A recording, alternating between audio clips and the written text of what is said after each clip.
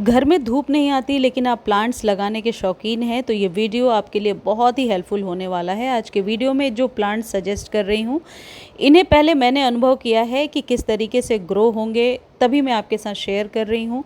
तो इनको आप बेझिझक लगा सकते हैं जैसे मैं सजेस्ट कर रही हूँ। और ये नेचुरल एयर प्यूरिफाइंग प्लांट्स हैं और इनमें सबसे पहला पौधा है पॉइंसेटिया का।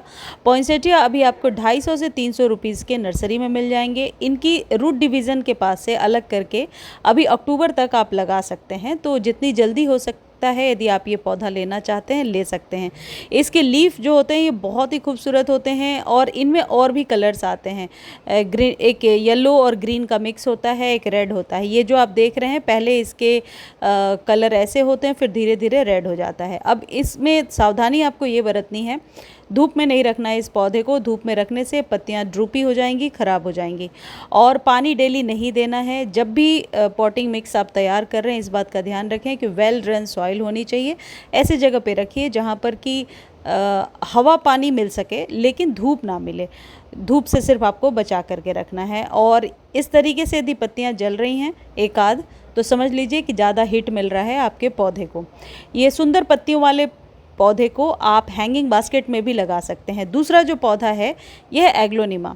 एग्लोनिमा की किसी भी वैरायटी को अभी आप नर्सरी से ख़रीद सकते हैं, हालांकि बहुत सारी वैरायटीज़ आती हैं। और एग्लोनिमा की केयर में जहाँ तक पर्सनली मैंने फ़ील किया है, जो चीज़ आपको ज़रूर ध्यान रखनी चाहिए वो ये है कि जब भी आप इसमें पानी दे रहे हैं इसके लीव्स को अच्छे से वॉश कीजिए। जितने ज़्यादा इसके लीव्स क्लीन होते हैं उतना ही ये पौधा खुल कर के आता है और देखने में खूबसूरत लगता है। सेमी शेड एरिया में रख सकते हैं, बहुत ही सुंदर स्टाइलिश आप कह सकते हैं ये हाउस प्लांट है। घर में लिविंग रूम में रख सकते हैं। अगला है ये अम्ब्रेला ट्री, जिसे शफलेरा के नाम से भी जाना जाता है। इस पौधे को भी रूट डिवीज़न से अलग किया जा सकता है और अभी आप ले सकते हैं। हालांकि ये परमानेंट पौधे हैं, जब भी मरेंगे आपकी गलती से ही मरेंगे। अपने आप इन पौधों को कोई नुकसान नहीं होता, सिर्फ गर्मी में बचा कर रखना है, ओवर वाटर से बचा कर रखना है। आप लकी बाम्बू लगा सकते हैं जो हम पानी में लगाते हैं, लेकिन मैंने सॉइल में लगाया है। सिंगोनियम की किसी भी वैरायटी को लगा सकते हैं। और इन पौधों के लिए 3 महीने पर एक बार वर्मी कंपोस्ट सबसे बढ़िया खाद है। ज़्यादा कुछ एक्सपेरिमेंट करने की ज़रूरत नहीं है। वर्मी कंपोस्ट दीजिए और घर में जो चाय पत्ती आप चाय बनाने के बाद जो फेंकते हैं उसको धोइए, सुखा लीजिए और बेहतर है पीस लीजिए। पीसने के बाद ये श्योर हो जाता है कि अब फंगस नहीं लगेगा। और आधे आधे चम्मच 15-15 दिनों पर गमले में डालते जाइए। आप देखिए आपका पौधा बहुत अच्छे से ग्रो होगा। बरसातों में और स्प्रिंग के सीज़न में रूट डिवीज़न से इन्हें आप अलग कर सकते हैं और एक से अनेक पौधे तैयार कर सकते हैं। क्योंकि ये पौधे कॉस्टली आते हैं तो किन चीज़ों का विशेष ध्यान रखना है। पानी का बैलेंस्ड वाटरिंग हो, इस बात का ध्यान रखें। गर्मियों में बचा कर रखें, लेकिन अभी सर्दियों में जैसे जैसे सर्दियाँ आएंगी आप इसे प्रॉपर सनलाइट में रख सकते हैं। लेकिन फ़ैब के बाद जब धूप में थोड़ी सी गर्माहट होगी तो इसे सेमी शेड में आप शिफ्ट कर दीजिए। देखिए मैं ये दिखा रही थी कि यहीं से रूट डिवीज़न से निकाल कर इस पौधे को अलग किया है। तो जब भी रिपॉट करें आपको नीचे से इसके 3-4 पब्स दिख जाएंगे, उन्हें निकालिए और दूसरे पॉटिंग सॉइल में और दूसरे गमले में लगा दीजिए। अगला जो पौधा है जो अभी आप लगा सकते हैं वो है कोलियस। बिल्कुल जंगल की तरह फैल जाता है। इसके लिए तो हालांकि थोड़ी सी धूप चाहिए, मॉर्निंग की धूप।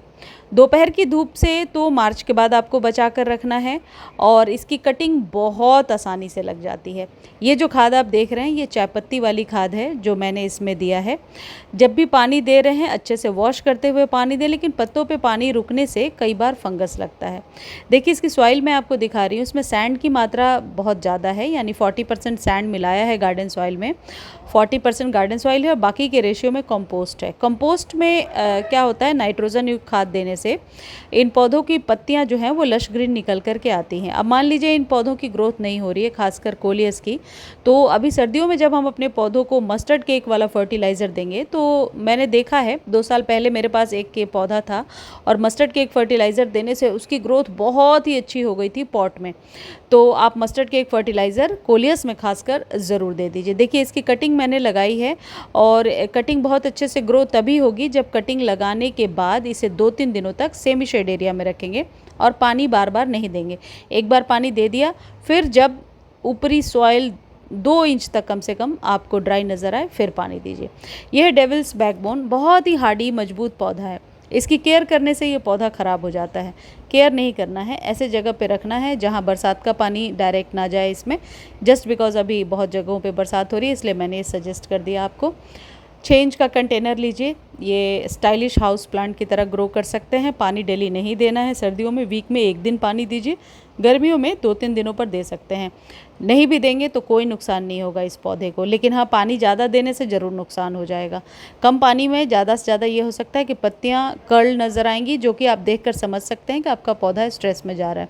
इसकी कटिंग लग जाती है बहुत आसानी से, लेकिन कटिंग कम से कम 5-6 महीने पुरानी होनी चाहिए। बिल्कुल ऊपर से कट करके लगाएंगे तो नहीं लगेगा। पुरानी कटिंग लीजिए, पुरानी स्टेम। अगला है ये पोथोस। जहाँ तक मुझे पता है इसका नाम है मार्बल क्वीन, कोई और नाम आप लोगों को मालूम हो तो ज़रूर बताइएगा। और बहुत ही सुंदर हैंगिंग बास्केट का ये पौधा है, हालांकि मैं भी हैंगिंग बास्केट में ही लगा करके रखती हूँ। इसे पानी और धूप से बचा करके रखना है। तो ड्राइंग रूम में, लिविंग रूम में, कहीं किसी ऐसे जगह पे टांग दीजिए इसे जहाँ पर कि बाहर की वेंटिलेटर से या थोड़ी सी रोशनी आती है। पानी वीक में 1 बार दीजिए, नीचे उतारिए, पत्तों को धोते हुए पानी दे दीजिए। खाद में ये चाय पत्ती वाली खाद बेस्ट है, और 3 महीने पे वर्मी कंपोस्ट इसके लिए बेस्ट होता है। बार बार रिपोर्ट नहीं करना है, खासकर इस पौधे को। मैंने ये देखा है कि इसको यदि आप बड़े कंटेनर में लगाने की कोशिश करेंगे तो ये नहीं चलेगा, तो इसलिए छोटे कंटेनर में ये बेस्ट है। ये है सॉन्ग ऑफ इंडिया। हालांकि हैंगिंग बास्केट में लग जाता है और ये पौधा लंबा भी बहुत हो जाता है, लेकिन इसको बुशी करने के लिए मैं ऊपर से काटते जा रही हूँ ताकि ये 6 इंच के कंटेनर में बहुत ही बुशी हो जाए। इसको आप रूट डिवीज़न से अलग करके बहुत ही आसानी से इस पौधे को ग्रो कर सकते हैं। जितने लीफी प्लांट्स होते हैं, जब भी आप रूट डिवीज़न से अलग करें, बस इस चीज़ का ध्यान रखें कि 2-3 दिनों तक सेमी शेड में रखिए। पानी बार बार नहीं देना है, और जब भी पानी देंगे पत्तों को वॉश करते हुए। और यदि फिर भी आपसे कटिंग ग्रो नहीं होती है तो एक प्रो टिप मैं आपको दे देती हूँ कि 1 चम्मच एप्सम सॉल्ट ले करके उसे 1 लीटर पानी में डालिए और सभी न्यू कटिंग पर जो आपने लगाया है उस पर स्प्रे कर दीजिए। वीक में 1 बार ऐसा करें, निश्चित तौर पर कटिंग ग्रो हो जाएगी। ये देखिए, पोथोस, गोल्डन पोथोस की एक वैरायटी है। इसमें 2 तरीके के पत्ते आ रहे हैं। ये मनी प्लांट की वैरायटी है। तो मनी प्लांट की जितनी भी वैरायटीज़ हैं उन्हें आप कटिंग से ग्रो कर सकते हैं, छोटे बड़े किसी तरीके के कंटेनर में ग्रो कर सकते हैं। और ये वास्तु के अनुसार भी ज़रूरी पौधे होते हैं जो मैं आपको बता रही हूँ। और इन्हें हैंगिंग बास्केट में लगाइए, बस धूप से बचा कर रखिए और बहुत ज़्यादा फर्टिलाइज़ मत कीजिए। बहुत ज़्यादा फर्टिलाइजेशन से ये पौधे ख़राब हो जाते हैं। क्रोटोन लगा सकते हैं। क्रोटोन की बहुत सारी वैरायटीज़ अभी नर्सरी पर मिल रही हैं। क्रोटोन की जो ये वाली वैरायटी है ये अक्सर सूखने लगती है। इसके पीछे रीज़न ये है कि इसका जो सॉइल है ना, ये कभी भी सूखा नहीं होना चाहिए। जैसे ही सॉइल बहुत ज़्यादा ड्राई हो जाएगा, इसकी पत्तियाँ सिकुड़ कर गिरने लगती हैं। तो सॉइल को कुछ इस तरीके से बनाइए कि लूज़ हो, बीच बीच में गुड़ाई करते रहिए। हालांकि गुड़ाई करने के वक्त ये बात ध्यान रखिए कि जड़ें कटे ना, तो बहुत सारी रूट्स एक साथ निकली होती हैं, बहुत सारी स्टेम्स। तो धीरे धीरे हाथों से या किसी छोटी चीज़ से गुड़ाई कर दीजिए और पानी 1-2 दिनों के गैप पर देते जाइए। सेमी शेड एरिया में रख दीजिए। हालांकि ऐसा मैंने कहीं पढ़ा है कि हवा में मौजूद जहरीले गैसों को सोखने की क्षमता रखता है। स्नेक प्लांट भी आप लगा सकते हैं। हालांकि स्नेक प्लांट के बारे में बहुत कुछ जानकारी मैं बहुत बार आप लोगों को दे चुकी हूं, तो आज वर्बली बता देती हूं। स्नेक प्लांट को इसमें मैंने ऐड नहीं किया है क्योंकि बहुत ही लंबा वीडियो हो जाता। ये जो क्रोटोन है, इसके पत्ते इस तरीके के सुंदर निकल के तभी आएंगे जब इस पर हल्की गर्माहट पड़ेगी। बिल्कुल अंधेरे कमरे में ये ग्रो नहीं हो पाएगा। तो सर्दियों में पूरे दिन के सनलाइट में रखिए और गर्मियों में फिर आप बचा करके रखिए। खाद वही चायपत्ती वाली दीजिए और वर्मी कंपोस्ट। और इसको घना बनाने के लिए स्प्रिंग के सीज़न में या फिर बरसातों में ऊपर से 1 इंच सिर्फ कट कर देंगे तो क्या होगा कि वहाँ से न्यू हार्मोन डेवलप हो जाएगा और न्यू शूट्स भी निकल करके आएंगी। तो 2 वहाँ से स्टेम आप ले सकते हैं। तो इसको घना बनाने का ये तरीका याद रखिए। और कई बार क्या होता है कि इसमें मिलीबग्स का अटैक भी होने लगता है। तो आप क्या करेंगे कि शैम्पू लेकर के 1 चम्मच उसमें 2-3 बूंद नीम ऑयल डाल करके स्प्रे कर दीजिए पत्तों पर। उसका कोई नुकसान नहीं होगा, लेकिन फ़ायदे बहुत होंगे। सभी पौधों में कर सकते हैं। और ये है स्पाइडर प्लांट, बहुत ही सुंदर पत्तियों वाला पौधा है। इसके जो ये पब्स लटक रहे हैं ये देखने में बहुत ही खूबसूरत लगते हैं। इनके पब्स को आप यदि चाहें सॉइल के ऊपर रखें तो बहुत अच्छे से ग्रो हो जाएगा। अब यहाँ पर एक चीज़ ध्यान रखिए, इसको सॉइल में दबाना नहीं है, अदरवाइज़ ये सड़ जाएगा। आपको क्या करना है, मिट्टी बनाइए और ऊपर से रख दीजिए, जड़ें अपने आप बन जाएंगी। अगला जो पौधा है इंग्लिश आइवी है। कटिंग से ग्रो हो जाता है, धूप से बचा कर रखना है और इसकी पत्तियां देखने में बहुत खूबसूरत होती हैं। जितने भी पौधे मैं आपको बता रही हूँ ये सारे छेंज के कंटेनर वाले हैं और ये हैंगिंग बास्केट के लिए बेस्ट प्लांट है। एस्पैरागस फंड लगा सकते हैं, फंड की किसी भी वैरायटी को अभी आप लगा सकते हैं, छोटे कंटेनर में लगाइए। और ये जो पौधा है इसका नाम मुझे नहीं मालूम, तो प्लीज़ आप लोग इसका नाम कमेंट सेक्शन में लिख दीजिए यदि आप लोग को मालूम है। लेकिन ये भी सेमी शेड में ही अच्छे से ग्रो हो रहा है और ज़्यादा धूप में ये पौधा ख़राब होता है। इसकी कटिंग मैंने लगाई है बट मुझे नहीं पता ये ग्रो होगा कि नहीं।